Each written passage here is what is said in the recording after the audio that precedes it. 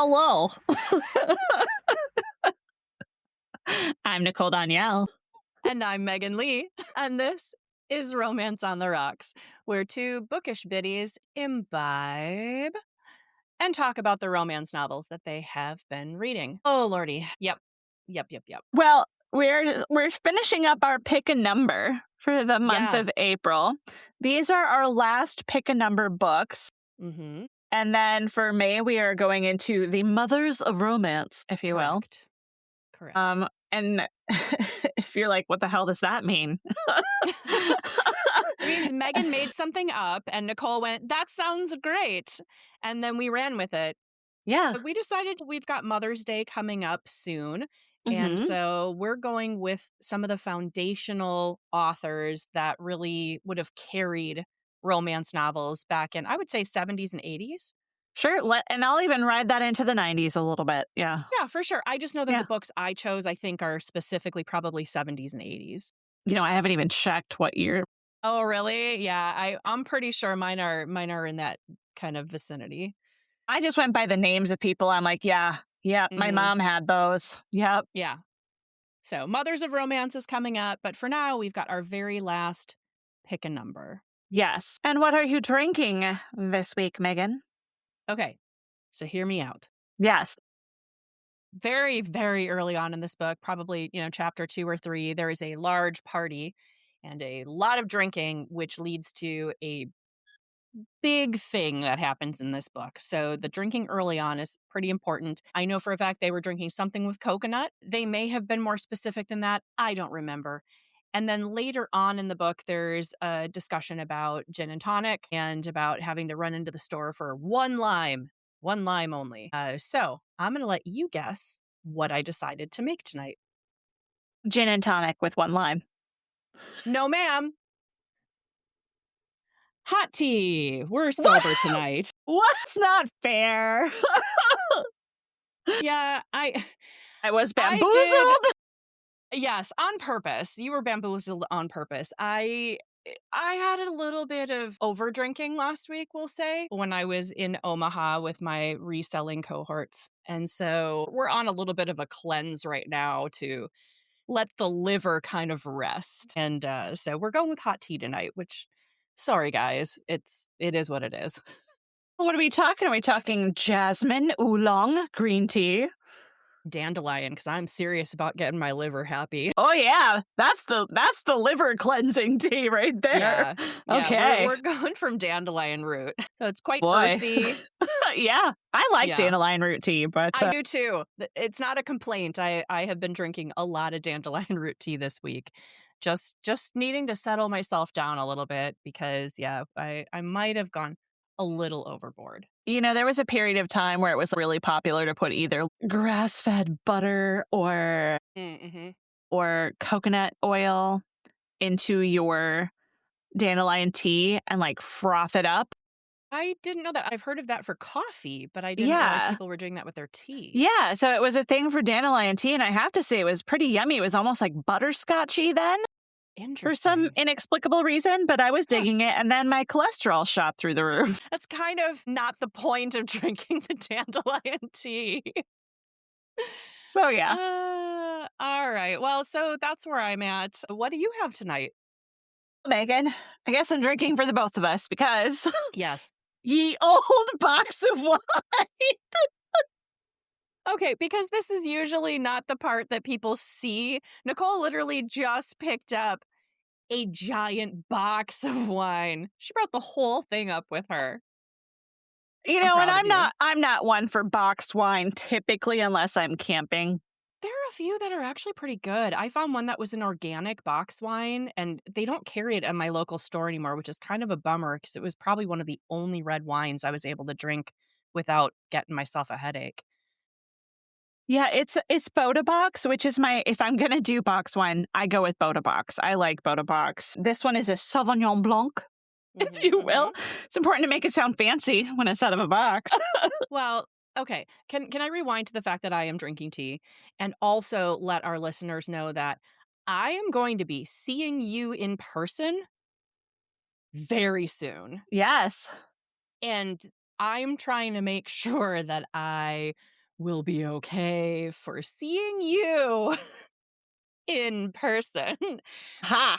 Yeah, I'm kind of babying my liver and my, body until I see you. What are you saying? I'm just saying, like, we also tend to get a little bit out of control. And so What I you're just talking about.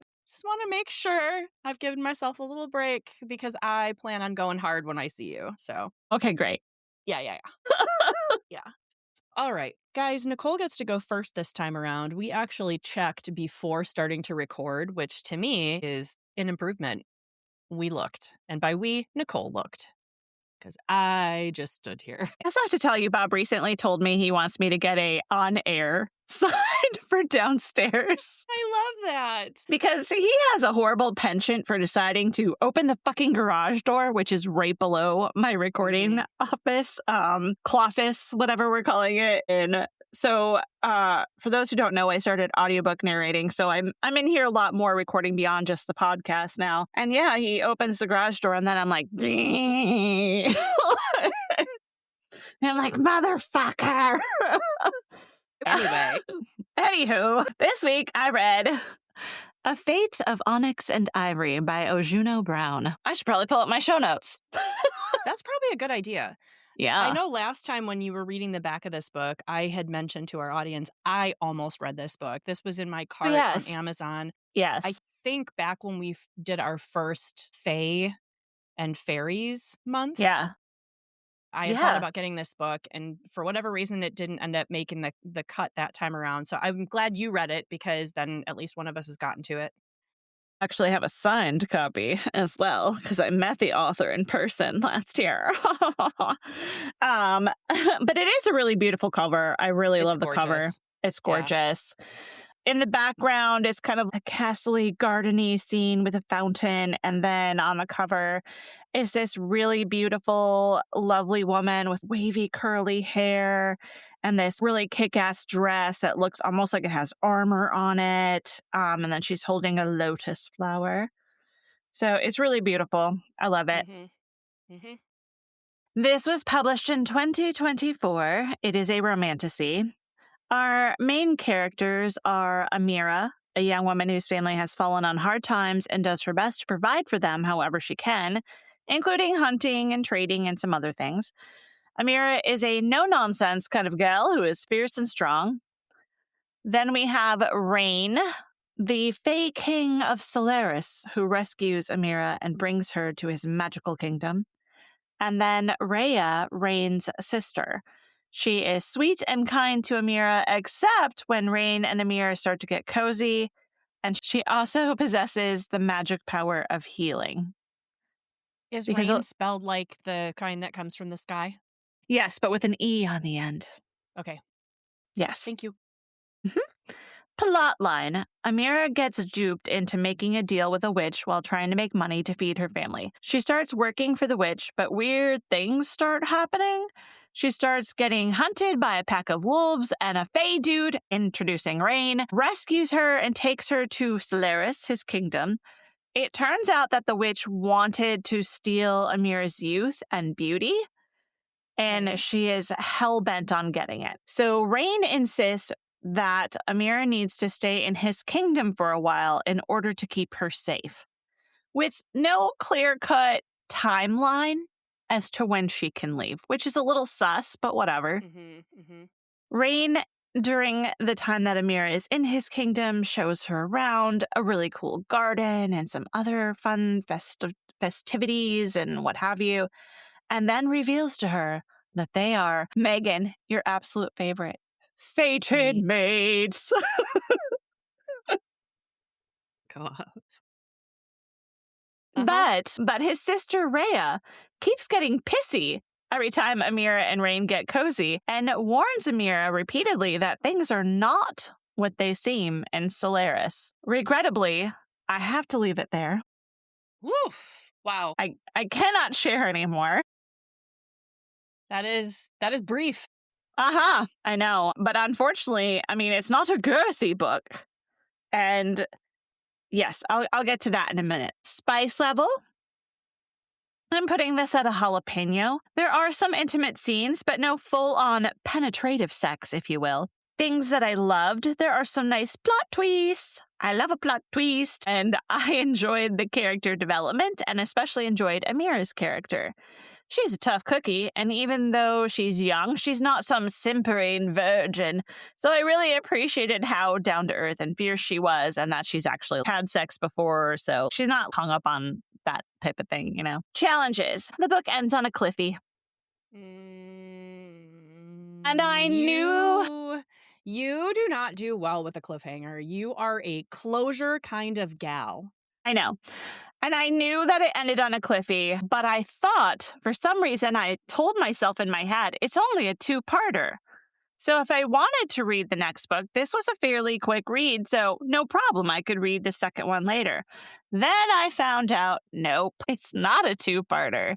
It's actually supposed to be a series of at least three at this time. And the third book has not even been published yet. So that's my one and only challenge is, frustrating. I need closure. Yeah. I wonder if that's why I didn't pick this book for the Fae month. Maybe I had read enough commentary to realize it was going to be a series.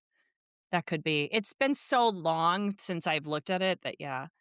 Ends on a pretty big cliffy. Yeah. Lots of things are revealed and you're like, oh, okay. And so there's that, but then you're like, now what?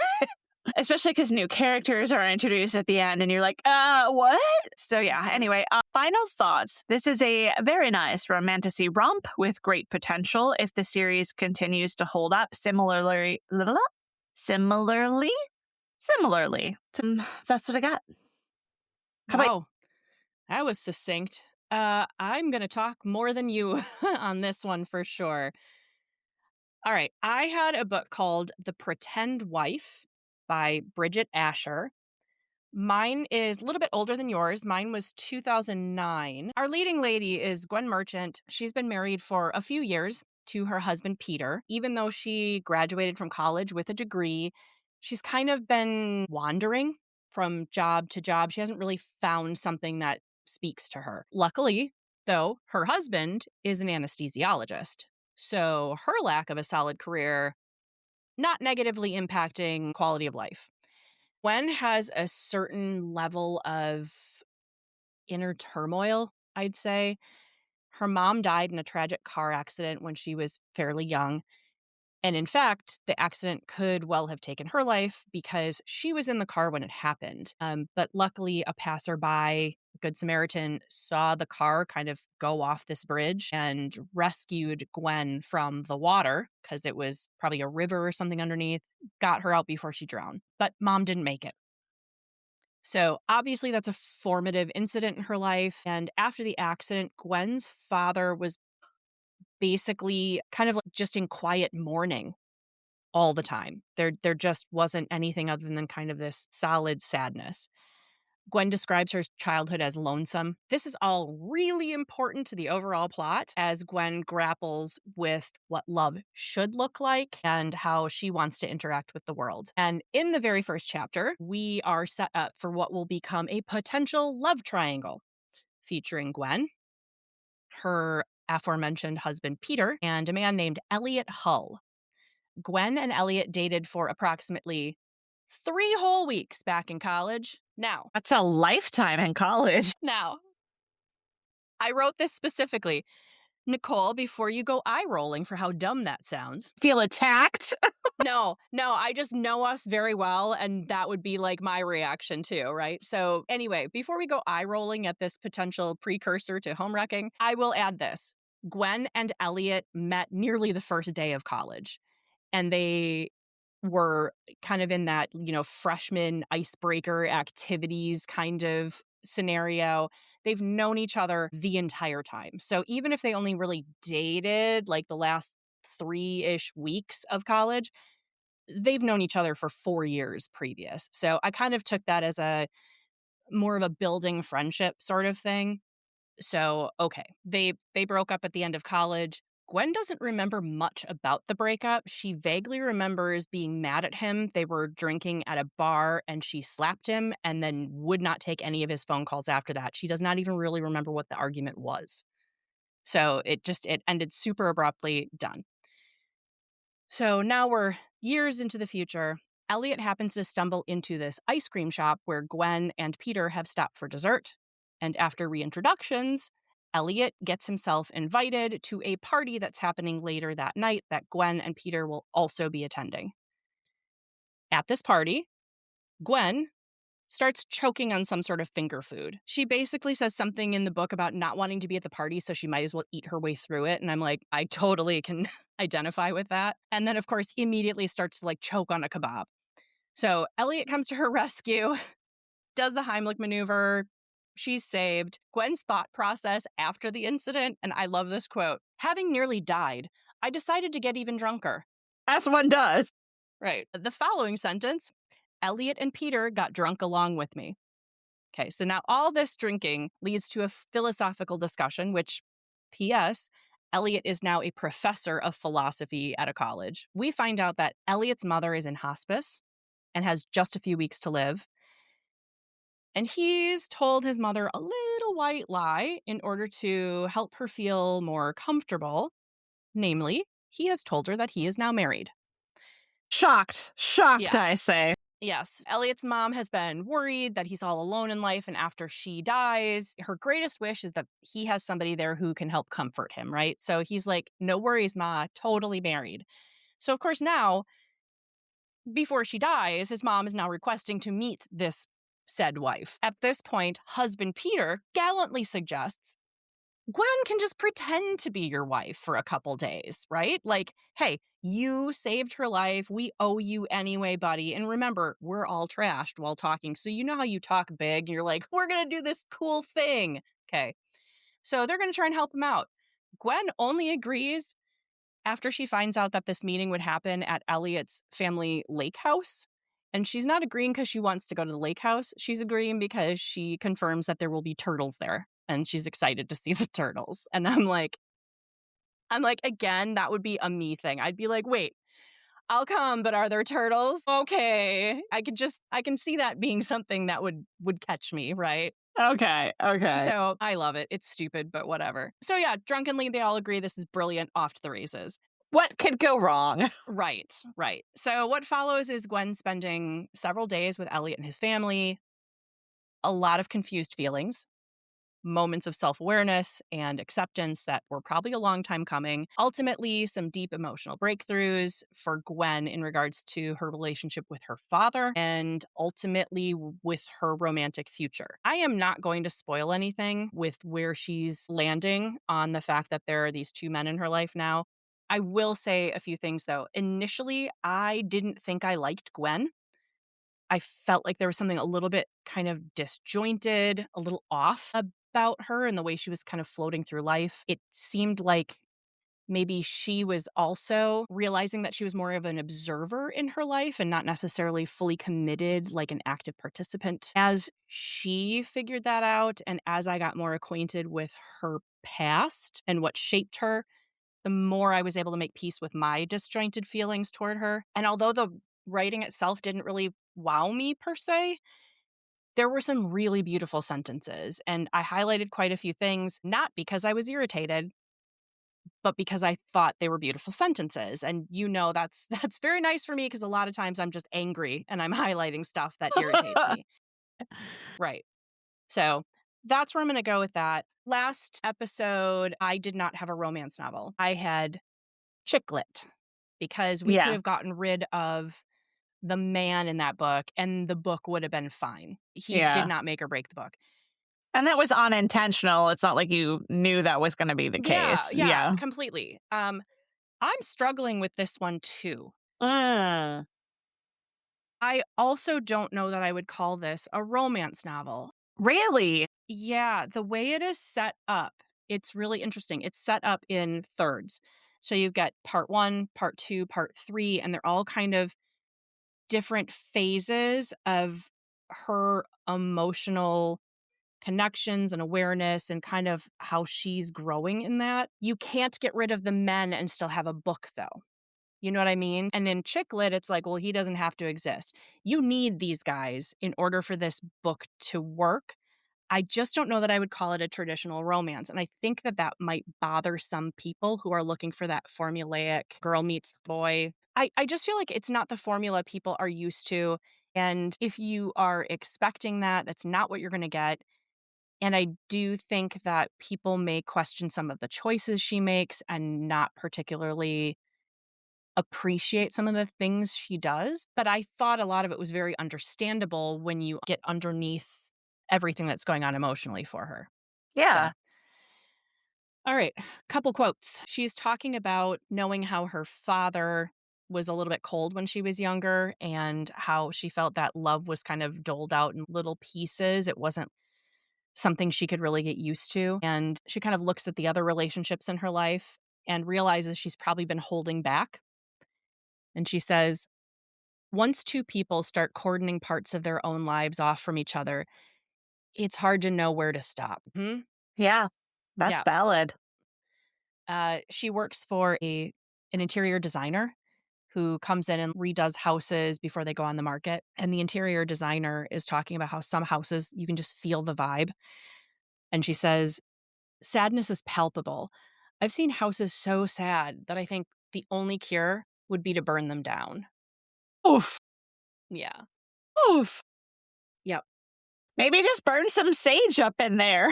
There was also discussions of the way different people show emotion.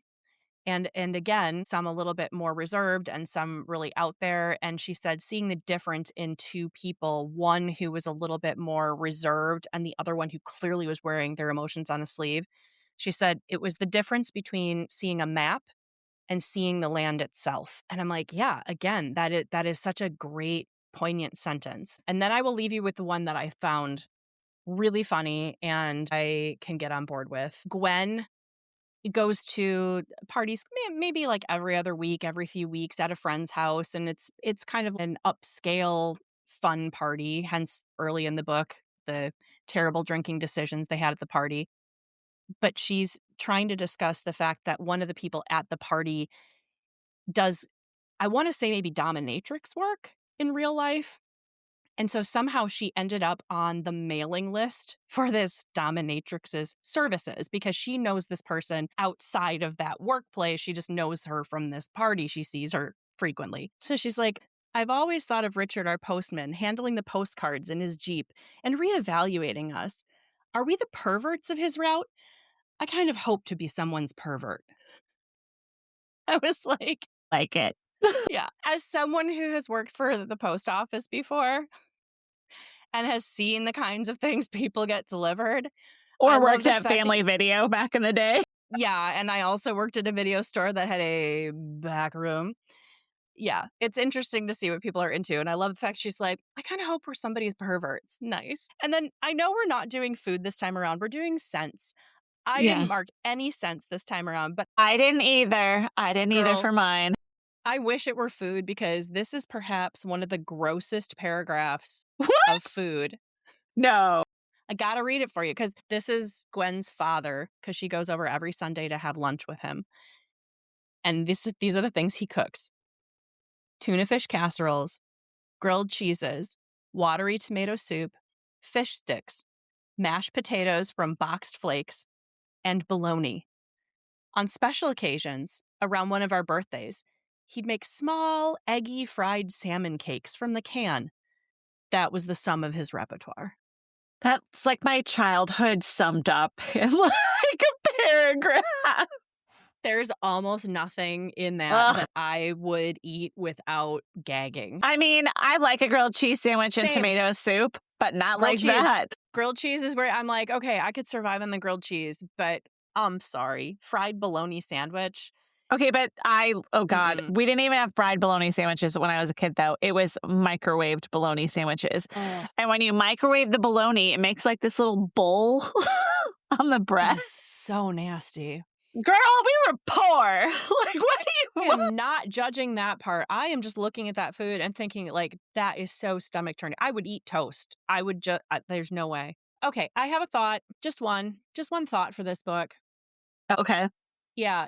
Toward the end, when Gwen is trying to really finalize how she's feeling about life and relationships, the author created a scenario that would properly villainize one of the men. And I don't feel like it was necessary Okay. because I do feel like life is complicated and people don't need a villain in order to make a choice that's correct for them. And I Agreed. think that the villain, the villainization of this male protagonist was made to comfort readers. I don't think it was made because Gwen needed it. Gotcha. Yeah, and I think it was supposed to make the readers feel better about her decisions. I don't like that. Yeah, But also, I also get the angle. I get it. I get it. Like, I read it and I was like, yeah, I mean, maybe me as a younger person would have wanted to see a villain one way or the other, so it made it more clear cut why she made her decisions. I'm like, but I don't think that we needed it. Life is messy. Life is Yeah. complicated, and people Right. don't always need to justify their decisions because it's what works for them. It's For not sure. what maybe you would choose. So yeah, Right. that's what I got. What spice level? Green pepper, if that. God. There's a couple kisses. I mean, she talks about sex, like she'll be like, "Oh, we had good sex," but there's nothing beyond that. It's just like sex Yeah. happens. Yeah. So I would say green pepper, maybe. It's not milk because there's Well, thank God. yeah, there's that. But in all, would I recommend it? I wouldn't have early on. But when I kept going back and looking at the things I highlighted, I think I changed my mind because I think it was a worthwhile exercise to read this book, and especially because it was not set up in a traditional way. And I appreciate non-traditional. You know that about me, so. Yeah, absolutely. Did you have a booby reference in your book? While I was trying to read this book, one of our newest listeners from Nebraska actually reminded me that I needed to look for my booby reference, and I had actually already highlighted it. I was very proud of myself, and I sent him a picture, and his response was lame. It happens. He's not wrong, right? Right, Okay, so right.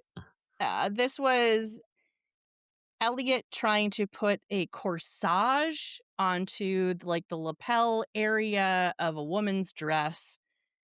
And he says something about a surge of confidence and how he's placing it. And then she responds, "On my bosom." That's it. Page 42. And technically up at the top of page 42, he pinched the upper edge of my dress and then pulled it a modest inch away from my chest. So I've got chest and bosom, but they're both on 42, and bosom felt a little more solid. Meg, I want to tell you still beat me. Really? That's actually shocking. Not that shocking. Well, yours was a jalapeno and things happened. Mine was a green pepper and things didn't really happen. To be fair, I may have missed an earlier boob reference. I was on vacation in Mexico. I was drinking a lot of Yeah. palomas and micheladas. So Do you guys see why I have to be working on my liver right now? Do you see that? don't even put that on me. I'm just saying, like, I keep up with you. We are both Wisconsin girls. And so I just need to make sure that I'm good to go. I'm not blaming you. I'm just showing them where I need to rise to the occasions. Uh-huh. Never blame you. So my booby reference was page 129, as far as I can tell. If Oof. anybody out there has read this book and they're like, no, Nick, you totally missed it on page 6, please tell me. But I don't think I did. The quote is, "My chest was rising and falling so rapidly that he lifted one hand to place it in the center of my breast." Nice. Ta-da. Both of them again. Not very sexy. We very rarely get a first breast reference that's actually sexy. Yeah. Meh. Mm-hmm. There was from Savor It by Tara DeWitt a few episodes ago. There was the whole breast reference where she had her nip ripped off. So like us. Yeah. Yeah. I think I did that 'Cause last she time too. As soon as you taped it, said it, yeah. I had to hold my boob. That just, yeah. That one stands out in my mind. Like, of this whole season so far, that breast quote is still like in my head because it was so traumatic. No, I'm gonna stick to the fact that I had page one. I don't even remember which book that was. Isn't that terrible? It wasn't even one that was ultra sexy. Now Because I gotta look. I had page two before, I think. I think I've had like page 3. Page 1 Mhm. was Pergola Worthy. It Happened One Summer by Tessa Bailey. That book. That was That actually was a really good. good one. Yeah. Yeah. Love it. Well, thank you to Tessa Bailey for giving Megan the I will all-time be- high score. We'll be reading more from that series because the little sister is also enmeshed with a gentleman from that town. And it was happening at the same time as what was going on in that book. So I got to get to it. So what do you have coming up for your first book of May for Mothers of Romance, Megan? Thank you for asking, Nicole. I have Barbara Cartland, which you usually say Barbara Cartland when you talk about her. I do, Barbara Cartland. So I've got Barbara Cartland, The Dawn of Love. It's a very sweet little cover. It's very historical romance. I will tell you why I picked this, because this is some sort of retelling of I said that and then I just lost my brain. Okay, hold on. It's My Fair Lady. Thank you. I'm like, Yeah. all I can hear in my head is Pygmalion. Pygmalion. All I can hear in my head is Eliza Doolittle. I'm like, that's not the name. That's not the name, Meg. Thank you. Yeah, so it's a retelling of My Fair Lady or Pygmalion. And I thought that just sounded like a fun way to start this. So, The Dawn of Love. In 1913, shortly after the death of Edward VII, the social circle surrounding the Duke of Windermere was one of few fast, sophisticated sets left. However, the Duke was bored. So when an argument broke out over the credibility of George Bernard Shaw's new play, Pygmalion, the Duke was pleased to take part in a week-long experiment to ascertain whether or not the idea of the play was even possible. The subject of the experiment was to be the niece of one of his friends. Lorena had been brought up in her father's country vicarage and, when her parents died, sent to the convent school in Rome. Lorena, pure, innocent, and with high spiritual ideals, has an unexpected effect on the Duke's friends and changes many of their lives, most especially that of the bored Duke. I need to look up who Barbara Cartland's cover artists, singular or plural, used to be, because they are such painterly-esque, sweeping, beautiful covers. They're very lanky. They kind of remind me of like Yadro figurines. Like a little bit, because everybody's always tall and lanky in all of her, yeah. Jacket painting by Frances Marshall. I'm going to have to look Frances Marshall up and do some more things. But I have a friend, Corey, who has a whole, I don't want to say obsession, but a love, a passion for old romance covers that are very Barbara Cartland-esque, but feature women wearing white. But they're in stormy backgrounds with dark castles in the background or dark figures in the background or dark forests. And then these women are always wearing white. And it's not just Barbara Cartland novels, but they feature heavily within that genre of those old painterly-esque, classic romance covers of that. And I think it's a really cool thing. And I always liked Barbara Cartland's covers. They also border on, who is the artist that does the big eyes? Yeah, I don't know her name, but I've got plenty of those paintings in my house. A lot of Barbara Cartland's book covers used to have these big doe-eyed faces on the girls. And then in addition to the scrawny, skinny, whatever, and the delicate features. And even the men were like always lanky and tall and skinny. Very key. Beyond the pretty cover, I need to just shout out how fabulously decked out she is on the back. And she's got like a little, it's not a Pekingese, maybe like a, like what kind of, some sort of poo. I want to say a cockapoo or something. She's got this little white fluffy dog, and there's these Roman gold statues with flowers. I mean, it is the best of like glamour on the back here of this book. Wasn't she knighted by Her Majesty? Like, it wouldn't surprise me. Pekingese. They're Pekingese. It is a Pekingese. Yeah. You know what I said first? I think I said a Pekingese, didn't I? I don't know. I think so. Okay. It's Pekingese. It was hard to tell from here if it had a real squished-in face or not. So Barbara Cartland, I think that was the other thing, right? Because you see these beautiful covers. And for you and I, being the Gen Xers that we are, these are like some of the initial romance novels that, I don't know about you, but these were the first ones that I was fed, if you will. I would have read ones like this, but I've never read any Barbara Cartland. This is brand new for me. Oh my God, well, you're in for a treat. I picked authors that I had never read before on purpose because I feel like I need to get some of those earlier people that I haven't. So this one is copyright 1980. Okay, but that's the thing. You get these covers, and then on the back, you always saw this dramatic author. And I'm like, what author today has photographs like that? Seriously. Yeah. She is a queen. She is reigning. It is glamour shots. Like, yes, what's so funny is you can't, I don't know that you can tell by looking at this because my camera's a little bit blurry, but there's actually a glow around her. The way they lit her up, there's like a little bit of backlighting and it gives like a halo effect, like this fuzzy kind of like, it's not just my camera making it fuzzy. They specifically made her just look ethereal. So it's pretty great. Yeah, my Aunt Ethel used to feed me those like candy in junior high.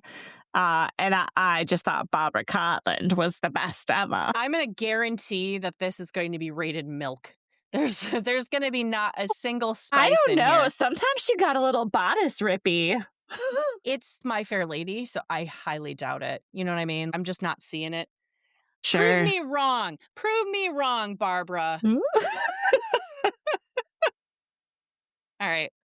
How about you, Nicole? What do you have for our first mothers of romance? Well, I am going with the, you know how, who wrote the one, Dark of the Moon? Karen Robards? That was your first, right? Yeah.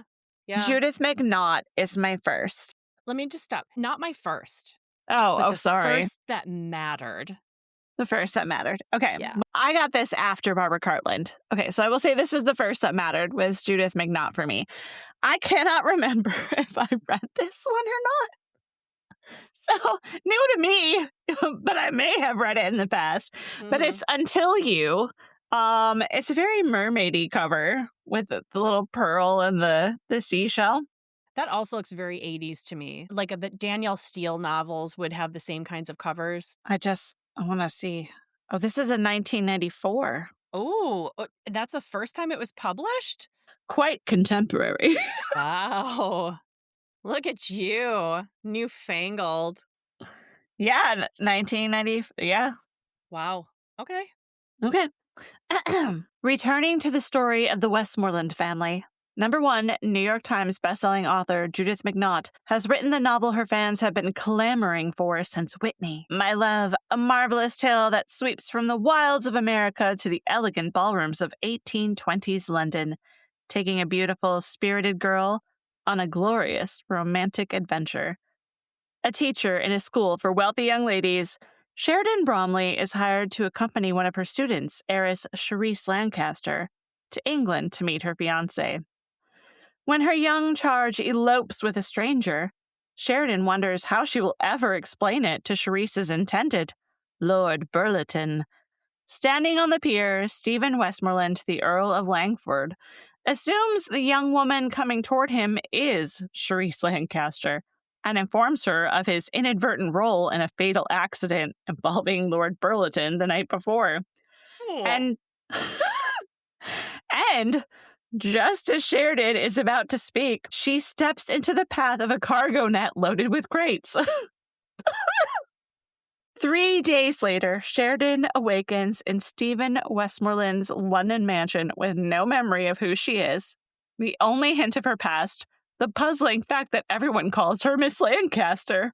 All she truly knows is that she is falling in love with a dazzling, handsome English earl, and that the life unfolding before her seems full of wondrous possibilities. This is preposterous. I think I have read this one, but I'm excited to read it again. Oh my God. I'm excited to hear about it because this sounds ridiculous. Like, I am here for it. I am praying that we get some nice quotables like "Breathe for Daddy Montgomery." Girl, you're going to have some good quotables. I'm sorry. They're And to be fair, that was Judith Devereaux, but like, I believe in Judith McNaught to give me some quotable. Judith McNaught just set up like the weirdest little set of dominoes where it was like, how do I get all these people into one room? Well, if I poke these here and I throw that here and one sinks over there and then this one trips and then yeah, that'll all work. That'll work. But also, no one could possibly accuse her of ever copying anyone else's work, unlike some other authors that we've read in the past. It's so disjointed. She probably took a piece from all of them and just threw them in a bowl and saw what worked. No, she's like, let's write some ideas, throw them in a jar, shake them up, throw them out, and see what we get. Well, amnesia sounds great. Mistaken identity sounds great. Let's do it. Godspeed, lady, because yours sounds like it's going to be a little bit more. I'm excited. Wild ride than mine. I'm excited. Yeah, that's going to be something. She's girthy too. You know what? She's girthy. Then I'm glad I go first next time around because I'm really looking forward to yours. And I like to save the best for last. So I think mine's going to be nice. I think it's going to be sweet. But I think yours is going to be it could be sweet, or I'm trying to remember my old Barbara Cartland readings. It could also be very outdated. Yeah. Yeah. With some tropes and motifs, if you will. In general, My Fair Lady is also, Yeah. But that's okay. That's what we're here for. We're here to read some books. And drink. Yeah. Yeah. Most times we're here to drink. All right, kids. Thank you for joining us tonight for Romance on the Rocks. Please like, subscribe, follow, and if you are a hopelessly romantic, bookish biddy like us, think about giving us a review on any of the places that you follow us because there are too many to list and I can't remember them all. So yeah, until next time, just stay safe and know that you are loved.